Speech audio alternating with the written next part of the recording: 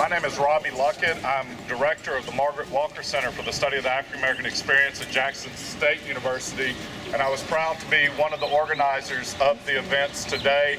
I welcome all of you here this morning, and I'm going to go ahead and get us started and invite Mr. Malcolm White, Director of the Division of Tourism, Mississippi Development Authority, to bring us some comments of welcome.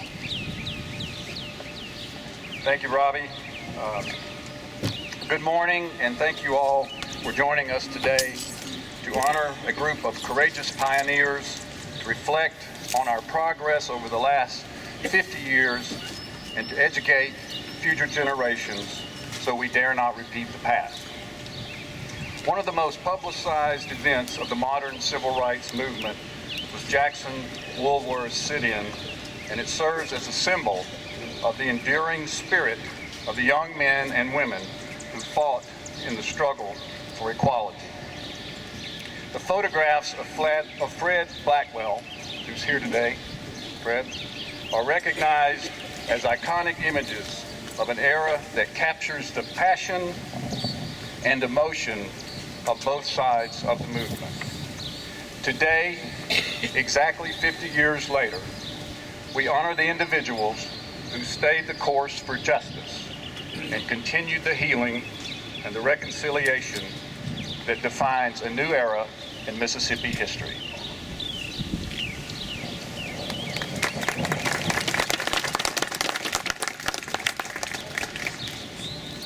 Thank you, Mr. White.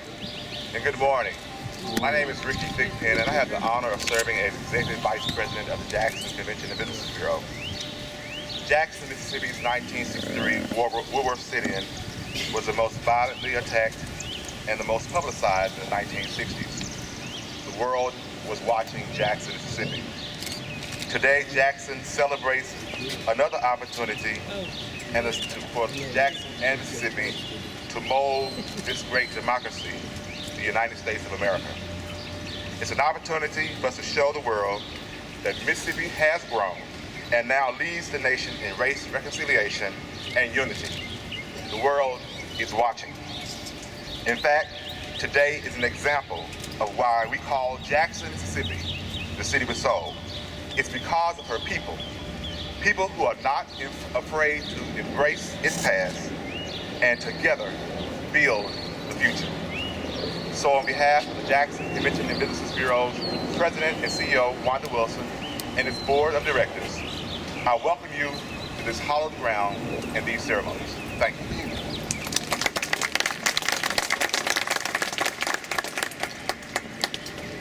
Mr. James Ingram sends his regrets as Chief Investment Officer of the Hertz Investment Group, but I wanted to bring special thanks to them because Hertz is the organization that made this possible and this unveiling on this site possible for all of us to be here today. And so great thanks to the Hertz Investment Group and Mr. James Ingram. And now I'm going to invite the Honorable David Blunt, Senator, Mississippi State Senate District 29. Good morning. On behalf of the state of Mississippi, I want to welcome all of you to Jackson, Mississippi, those of you who live here like I do, those of you who don't live here, or those of you who lived here at one time and have come back. We're grateful to all of you. This program started a couple of years ago through the Department of Tourism at the Mississippi Development Authority. And obviously, it's about tourism. It's about people coming from all across the country to appreciate the history that was made right here in Jackson. But the reason we do this is not just about tourism. The reason we do this is about remembering our history and hopefully remembering that history so that it informs our present. Yesterday was Memorial Day. We don't simply observe Memorial Day to honor the men and women who have given their lives to this country. We do it to honor the men and women who serve our country today. The same is true with this marker. It's important to remember that these were ordinary people doing what now appears to be an ordinary thing, having lunch at a lunch counter. It was not ordinary at all, and the courage required to do what appears to be a simple thing today is really awe-inspiring for those of us today But what I hope folks will realize, whether they live here or they come to Jackson from anywhere else in the United States, when they see this marker, is not to think simply about the courage that ordinary people showed 50 years ago, but to think about the courage that needs to be shown today and the challenges that we still face. Obviously, we're proud of the progress that we've made in Mississippi and in this country, but there's more progress to be made, and that progress is made by ordinary people, local people, as the book says, doing ordinary things that require extraordinary commitment and courage. So I hope that in addition to the tourism benefits of this program, that will inspire a new generation of Mississippians and people who visit Mississippi to take up that same commitment. We're grateful for this program. I share the program this morning with the House member from this part of Jackson who is not able to be here, Representative Jim Evans. So in his stead, I would like to yield to my colleague from the Senate, Senator Hillman Frazier.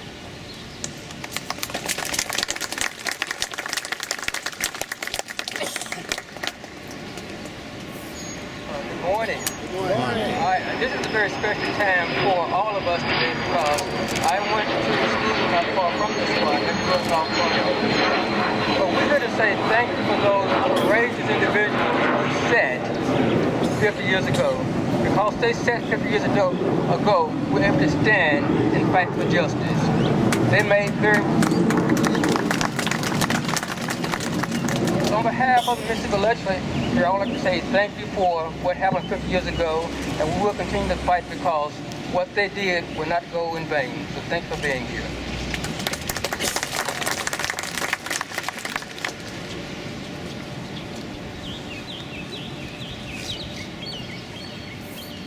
Good morning. Good morning. On behalf of the citizens of Jackson, I welcome you to this very exciting event. I'm really pleased to be part of such a special occasion. Let me start off by commending the organizers of this event for collaborating on such a worthwhile project. The Mississippi Freedom Trail plays a vital role in recognizing the state's civil rights heritage and in commemorating the lives of the men and women who fought for freedom and for justice. The May 28, 1963 sit-in at Woolworth is known as one of the most iconic moments in the civil rights movement. So this site is a fitting location for a marker. The sit-ins in this location is part of the cultural legacy that the Mississippi Freedom Trail represents. The marker will not only remind future generations about the difficulties African Americans face, but it will give them insight into Mississippi's civil rights history as a whole. The threats and attacks the participants, both black and white, in that historic sit-in on May 28, 1963 had to endure are a key part of our story about the struggle for equality. And a marker at this location will serve as an outstanding educational attraction that will honor those who contributed so much to the movement. That is very important. It's important because although this country has come a long way in terms of civil rights, there's still much work to be done. And attractions such as this help to inspire young people to continue the journey. It is important that we look back in order to fully understand and appreciate where we are now and where we're going.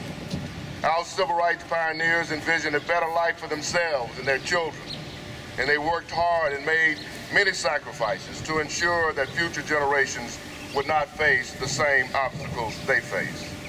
This unique cultural initiative not only offers a glimpse at the people and places that played a pivotal role in the fight for justice, but it also recognizes their bravery. The Mississippi Freedom Trail acknowledges our past, but it also serves as a reminder of our thriving present and bright future.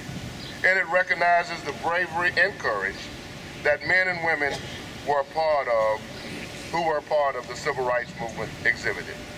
Again, I thank the organizers for this cultural initiative, and I thank those of you who've come from far and near to help make this event a success. This is a great day for the city of Jackson and a great day for the Mississippi Freedom Trail. Thank you for all your participation here today, and thank you for helping to remember those who fought so hard for so many of us to be where we are today.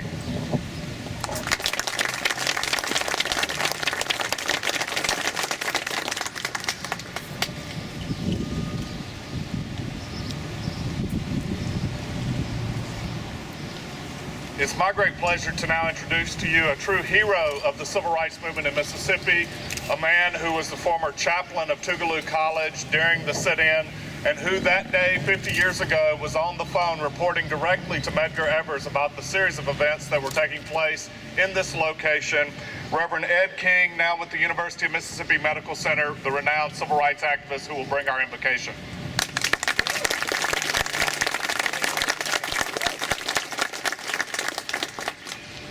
I have a scripture, and I think you will recognize the freedom song related to it. Blessed are those who walk not in the counsel of the ungodly, nor stand in the path of sinners, nor sit in the seat of the scornful. But the law of the Lord is their delight, and in his law he meditates day and night. They shall be like a tree planted by the rivers of water that brings forth its fruit in its season, whose leaf also shall not wither, and whatever they do shall prosper. The ungodly are not so, but are like the chaff which the wind drives away. Therefore the ungodly shall not stand in the judgment. The Lord knows the way of the righteous, but the way of the ungodly shall perish. That's Psalm 1, and to that we added Psalm 62. We shall not be moved, just like a tree standing by the waters, planted by the waters. Many verses. In Psalm 62, my soul waits silently for God alone, for my expectation is only from him. He alone is my rock and my salvation. He is my defense. I shall not be moved. We remember those who are dead, who are not with us. I think I have the names, but I'd like for us to have this as part of our prayer time. We remember Memphis Norman, George Raymond, Medgar Evers, Dr. Dan Beidle, the president of Tougaloo, and Mrs. Doris Allison, the president of the Jackson NAACP branch, who worked with Medgar to organize the Jackson movement. Let us pray. Lord, help us to know we are never alone. Help us to know you are with us in our courage, and you are with us in our fear and despair. Help us to tell others that you can make a change. Help us to be witnesses that change is possible. Help us to be witnesses that none of us is too small to take a step that matters. These things we pray in thy name. Amen. I'd like to mention one woman whose name I never knew, who did not follow the song, who was moved, a white woman at the counter from Vicksburg, Mississippi, stayed 4 or 5 minutes to finish her coffee. It wasn't just gutsy. She stayed, and then she apologized to Ann Moody. I'm sorry, I have to leave. And then she came over to me, wanting me to be sure to tell the demonstrators at the counter that she, as a Mississippian, white, was so glad it was finally happening, and she wished she could stay with them, but her husband and her family would suffer too much. That gave me inspiration to keep going through the horror of the next 2 hours. Thank you.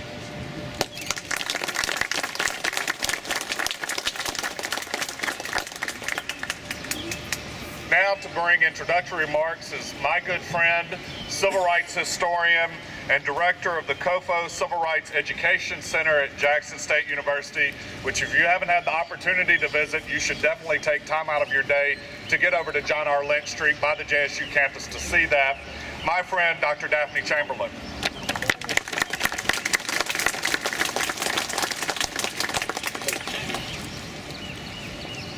We're hoping to be arrested and hoping to go to jail.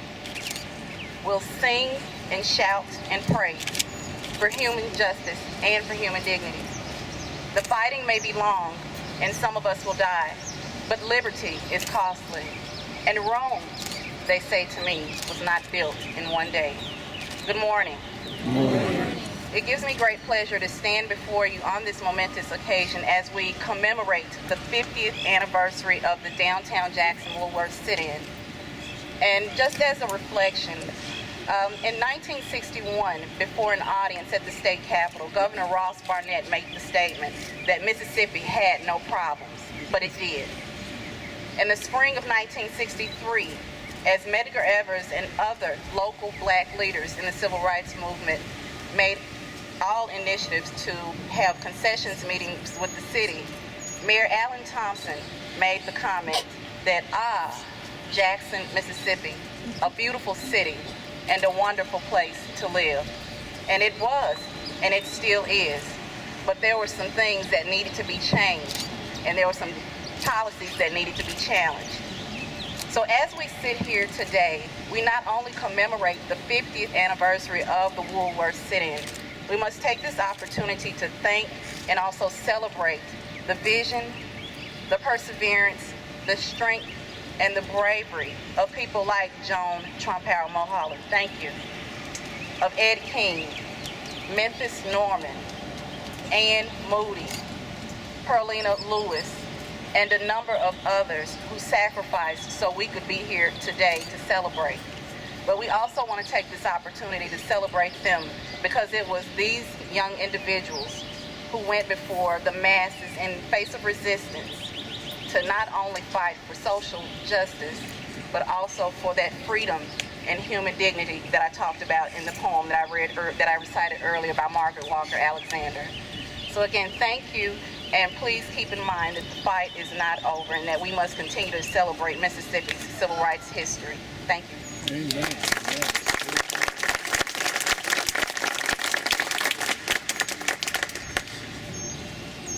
The Margaret Walker Center has been proud to partner with Tougaloo College and other groups to bring on this event today, particularly Tougaloo, because it was Tougaloo students, Tougaloo faculty, and Tougaloo staff who are at the heart of this sit-in today. And it's my great pleasure to now introduce to you the president of Tougaloo College, Dr. Beverly Hogan.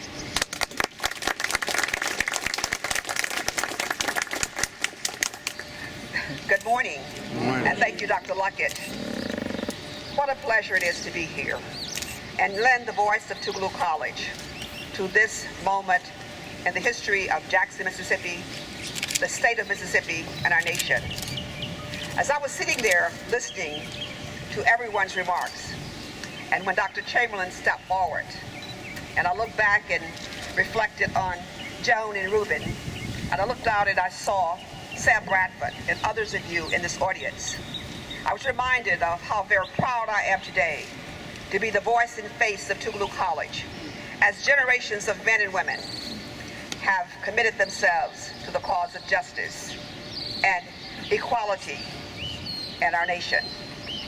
Tougaloo College indeed was that institution that prepared and inspired the minds and hearts of young men and women at that time and continues today to use their education to make a difference. Tougaloo College just did not see itself as an academic enterprise institution focusing on the academic preparation of the students, but prepared them to use their expertise, their courage, the support of an administration to go out into the streets with men like Medgar Evers and call attention to the inequality and injustice that was so prevalent in our community at that time. We're proud to be a part with all the brave men and women who really fought for justice and equality. During a time, one of the greatest moral movements of the 20th century, the Civil Rights Movement. And the Woolworth Sit-in is certainly one of those pivotal moments that brought about change in this state and in this nation and moved America a little bit closer to being not only a truer democracy, but a more perfect union. So we want to say to you today that we're going to keep on inspiring young men and women at Tougaloo College. We're going to keep on, and the likes of Dr. Beidel and Dr. George Owens, whose shoulders I am so proud to stand on today, because they were the leaders during this time. They were the ones who stood in the gap and encouraged the students and then gave them a safe place to come to, along with other men and women who were escaping the hostile environment of those who opposed change. A lot has changed at Tougaloo College, but I want to tell you today that our commitment to justice, our commitment to using education still as that transforming catalyst to improve upon human conditions and to make this world not only a better place for everyone, but to advance a flourishing world democracy and an economy for all humankind to share in the bounty of God's good earth. So thank you all very much this morning. We salute all of you who have done so much to make this state and this nation and the world what it is today. And the unfinished gender will continue.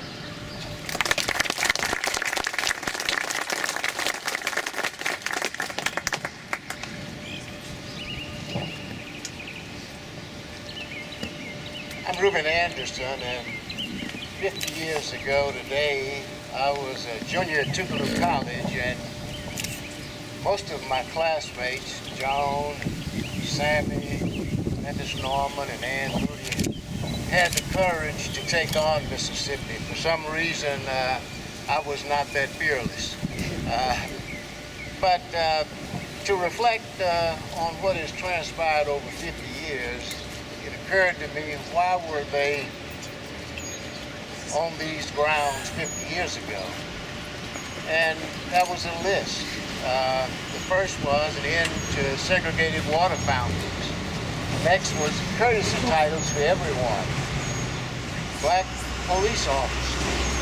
And serve customers on a first-come, first served basis.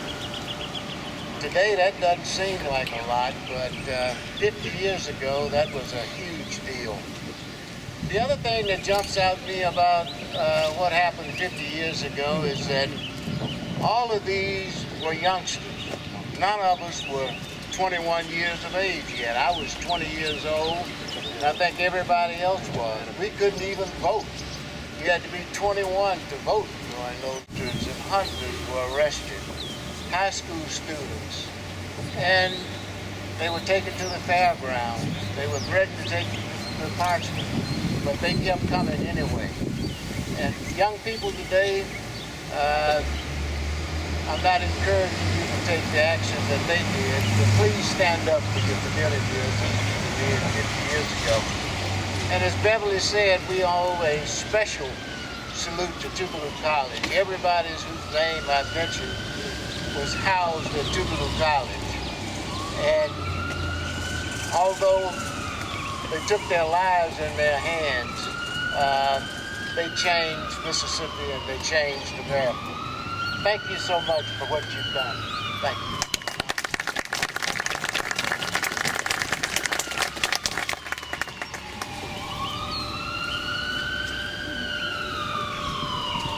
Good morning. I am not David Howard. My name is Eric Stringfellow. I'm the Executive Director of University Communications at Jackson State University.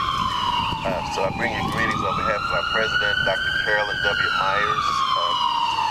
It's really humbling to be standing here in front of you this morning to commemorate this event and the spirit of what this event represents in terms of Jackson and the state of Mississippi as well as the nation, and how this event as well as a lot of other events that happened 50 years ago. So on behalf of Jackson State, we just want to thank you for coming. This is something that we really, really support. We understand the significance, and we're just glad to be here and be a part of this. So thank you.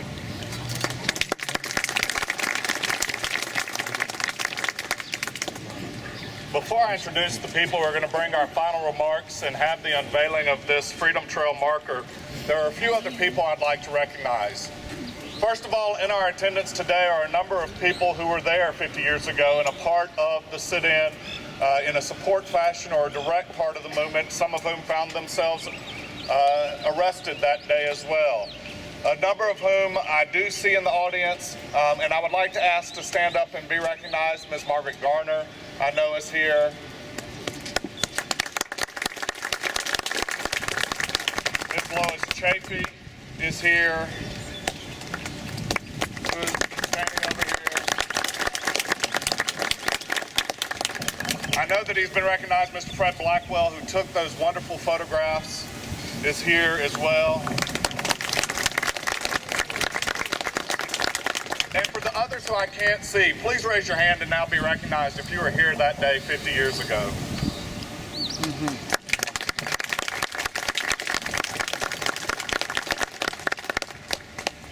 In addition to their efforts and their activism, I also know in the audience we have a number of other civil rights activists who are here in Mississippi, and I'd like to recognize those veterans of the Mississippi Civil Rights Movement who are in attendance now. Please stand, raise your hands if you're a member of the veterans of the Mississippi Civil Rights Movement.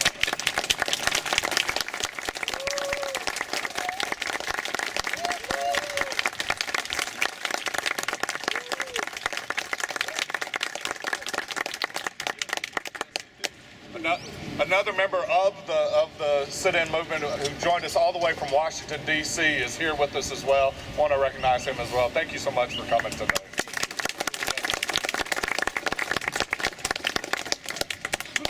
Of course, those activists were supported by family members, and today we're very lucky to have the sister of the late civil rights activist, Mr. George Raymond, and other members of her family who have come to be with us today. And now I'd like to invite Ms. Verna Polk, followed by Reverend Alfonso Lewis, and then Ms. Joan Trumpara Mulholland, who will bring our final remarks and actually unveil our marker for us today.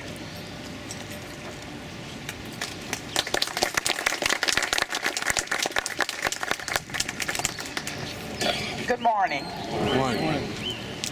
I am deeply honored and I feel very privileged to have this opportunity to be here this morning. And I would like to thank Dr. Luckett for inviting me and inviting our family to be here to experience this. Today, I am truly grateful for this opportunity to be a part of this great gathering, to mark the site where the struggle for freedom took place, and to honor and remember the men and women who 50 years ago made a courageous sacrifice in their fight for what they believed in. We are indeed thankful to those who worked so untiringly to make this day happen and to keep the memory alive of the many struggles and sacrifices that were made for the cause of freedom and equality for all. I am proud to speak on behalf of the family of George Raymond Jr., who was one of the young people who 50 years ago made the courageous stand to fight for freedom no matter what the cost. I would like to recognize the family members of George Raymond. I would like for his son, Jomo Kenyatta, to stand. And his oldest sister, Lois Raymond Blakes. His nephews, Robert Blakes Jr., raise your hand, and his nephew, Samuel Blakes. These are both renowned ministers in the city of New Orleans. My husband, Henry Polk, and my daughter, Natalie Polk, and his wife, Murtis Raymond Orr, and her son. I will thank them for coming, and I want you to know that as a family, we all love him. We all loved George and remember him in many ways. As a brother, as a father, a husband, an uncle, and as a friend. We will always have fond memories of him that we will always cherish in our hearts. We did not understand his commitment and dedication to the cause of freedom, of the struggles he went through, and the sacrifices he made. But in knowing George, we knew that he had a great conviction on his life and that he was a man of great faith, not in himself, but in God. He could not have done these things without the love that he had for God and the belief that he had. He believed in doing what he thought was right, no matter what the outcome. As a result of his conviction, he was willing to make the ultimate sacrifice. He was willing to die for the cause of freedom. The freedom movement have produced many leaders who we know quite well and are so grateful for. But today, we as a family thank you for remembering George and others who have influenced and impacted the lives of many, but never received the accolades that they so much deserve. We hope that generations to come will be inspired to continue the legacy of freedom and equality for all. Even though George's life was very short-lived, from what we knew of him, what we read about him, and what others have shared, we know that he lived a life to the fullest. In the words of Dr. Martin Luther King, the quality, not the longevity of one's life is what is important. We thank you for keeping the memory of our loved one alive. Thank you.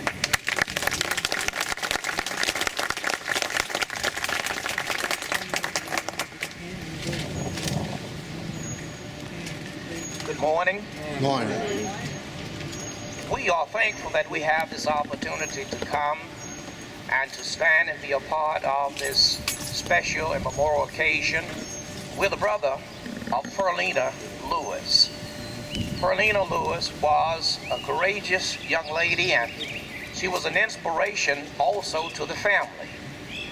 50 years ago, I can remember vividly the day of the sit-in, how she left home in a brand new suit that she was wearing for the first time, not knowing that she was headed and coming down to this spot to participate in a sit-in. She did not even tell our father. Of course, if she had told him, she may not have made it. So she came, and we heard it on the news. And when we did pick Perlina up, and she came home, the new suit with mustard, ketchup, all kinds of things on it and in her head, she was in good spirits. If she had not been in good spirit, feeling that something special had been accomplished, then all of us probably would have lost it. But because of her determination, because she had the mind to believe that it could be accomplished, it helped all of us. It inspired me to even do more as a teenager and to become more active in the civil rights movement. We're so thankful for this occasion because I know that Perlina is shouting in heaven, knowing that this is being done and is still remembered. I was inspired after the sit-in to become more active, and I'm thankful to say that I was one of the participants in the first successful picket on Capitol Street, where 6 of us picket downtown Capitol Street without an arrest. But if it had not been for the boldness and the courageousness of Perlina, I'm sure I would not have been as active as I was. So we're thankful today, and our family sends their regards. They could not be here today. My mother, who is 90 years old, wanted us to bring her special regards and thanking everybody who's responsible for this. And we are glad to be able to say, because of what they did, this is a better country that we're living in today. They lived in an era that believed if your mind can conceive it and your heart can believe it, then you can achieve it.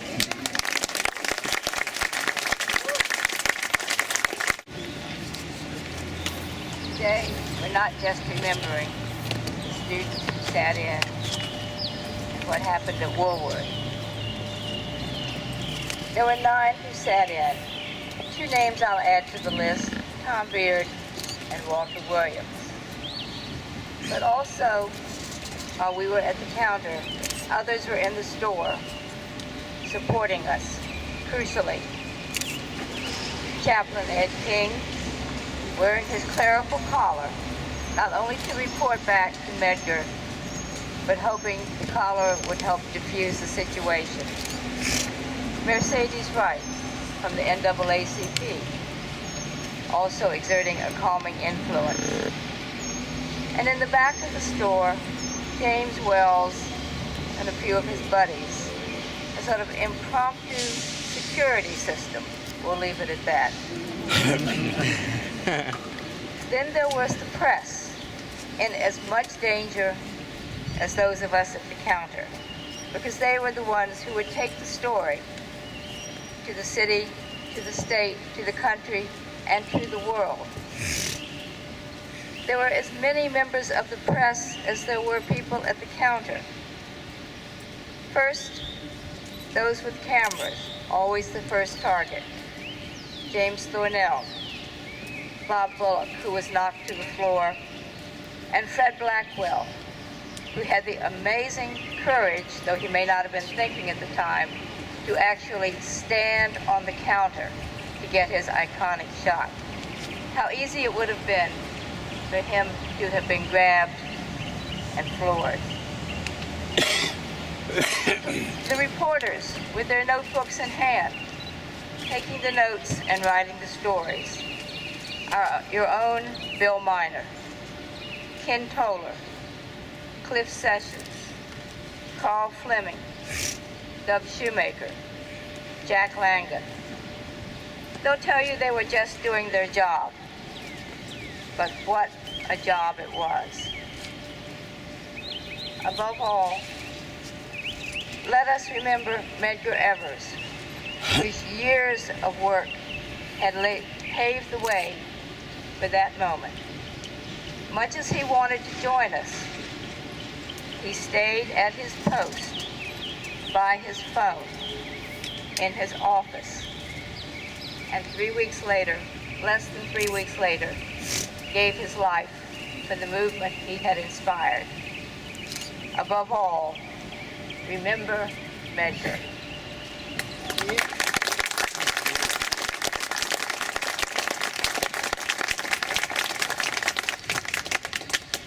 Just before the unveiling, I realized there are at least 2 more people that I must recognize before today's events are over. The first is, in our attendance, Governor William Winter, who has stood for racial reconciliation and what is right in this state.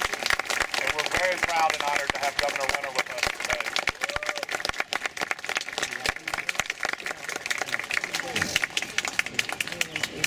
today. And finally, I'd also like to recognize the daughter of the late Medgar Evers, Ms. Rena Evers Everett, president of the Medgar and Merle Evers Foundation, who is here today as well, who of course, in a few weeks, we will be recognizing the 50th anniversary, commemorating the 50th anniversary of the assassination of her father, Mr. Medgar Evers, Ms. Rena Evers Everett.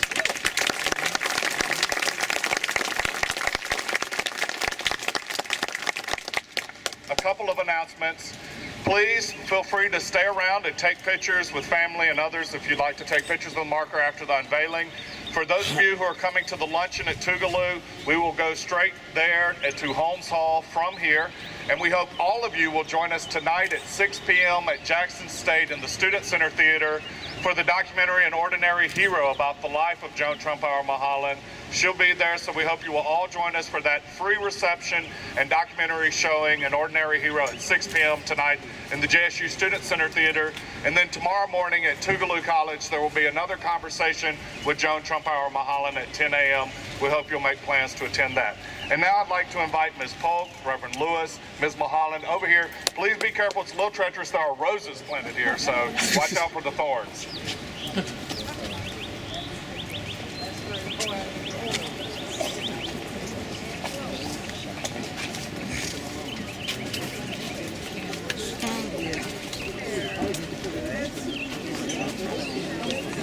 Oh, you fine. If you can actually get right here.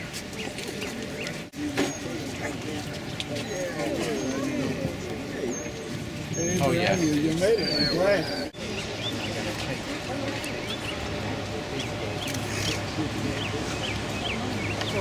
You fine.